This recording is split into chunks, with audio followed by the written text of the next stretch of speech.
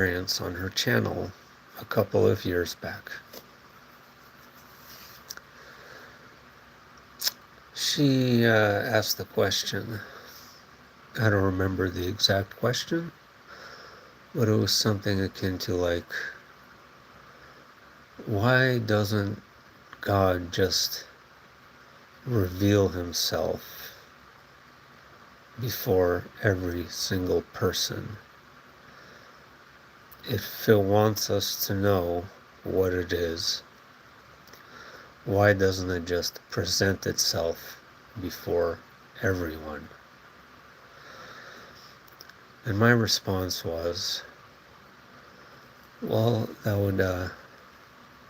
would ruin the mystery. That would ruin the mystery as to one of the primary reasons we're having this experience is to not have all the answers. I don't think that we were meant to,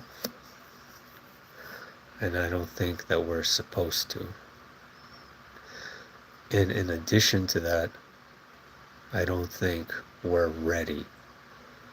And you guys know my take on that in general, is that even creation itself doesn't know why creation exists.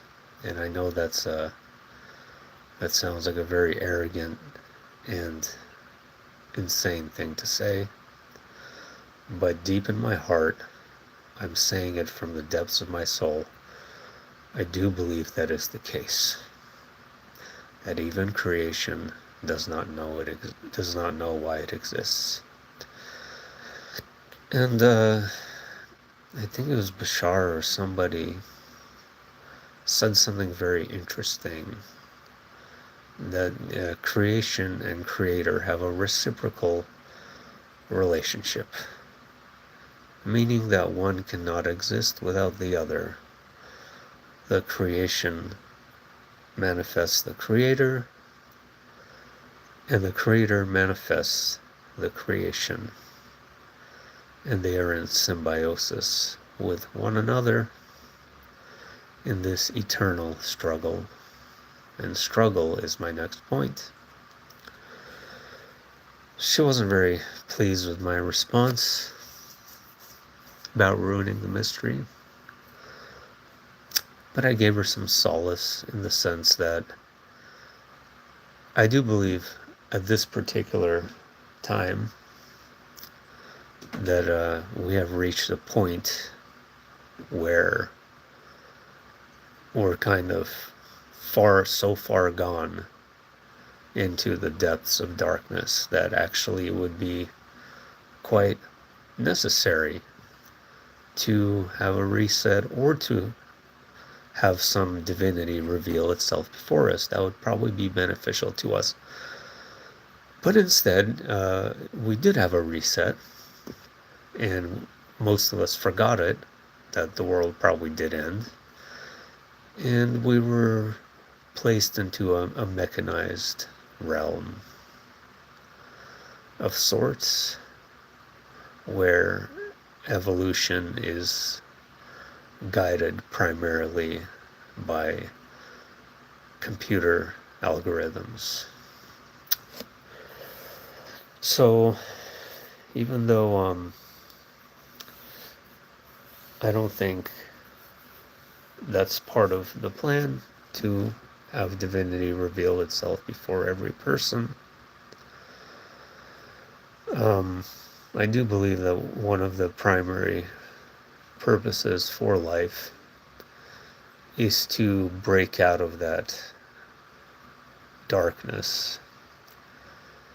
We have fallen into darkness as a sort of fallen angels in a veil of forgetfulness for the purposes of slowly remembering who we are. And this process of remembering who we are essentially brings us closer and closer to the light until what? until you reach some kind of pinnacle, you reach some kind of peak. Is that the case? Because I do wonder about that. I do wonder, what if every experience you can ever possibly experience, what if you lived the lives of every single being in existence? What if you created your own universe and you reached the pinnacle of self-mastery, you reached the pinnacle of knowledge, you reached the pinnacle of your spiritual evolution? One thing that would bother me is that if one reaches such a point, do you reset yourself and start the process again? That concept kind of bothers me very much. You know, it's kind of like saying, I'm going to build this extravagant, beautiful palace from the blood, sweat, and tears of my hard work. And it's going to be gorgeous. And then I'm just going to demolish it until there's nothing but rubble. Or, instead of reaching some kind of pinnacle, perhaps this is just my limitation of mind, of human mind, that I can't comprehend the idea that there potentially is no pinnacle, there is no limit as far as we can obtain knowledge, as far as we can grow in terms of eternity. It is really hard for me to mentally comprehend the concept of growing forever, evolving forever. And I do know that we are eternal too, that we are indeed eternal. And that is a little bit of a problematic notion. I don't know why. Because it implies a sense of the desire for growth, for remembering, sort of implies a sort of unsatisfaction with your own existence. And so does the idea of all that is splitting itself into multitudes of forms in order to experience itself subjectively. Just that concept alone does make you wonder that there's a tremendous contradiction in that all that is complete, but yet all that is not complete. There's a yearning for the idea of identity. There's a yearning for the question you ask yourself, who am I? It seems like the question of asking yourself, who am I, is always forever going to be an incomplete answer. And that's in a way a little bit sad. Because I would like to think that one can reach a point of eternal internal balance, and just a point to be at complete peace as to what you are, without having to reset or rephrase such a question over and over and over forever. Anyway, I did see another black helicopter today. It is a bit unusual. I don't see them. I haven't really seen them around here.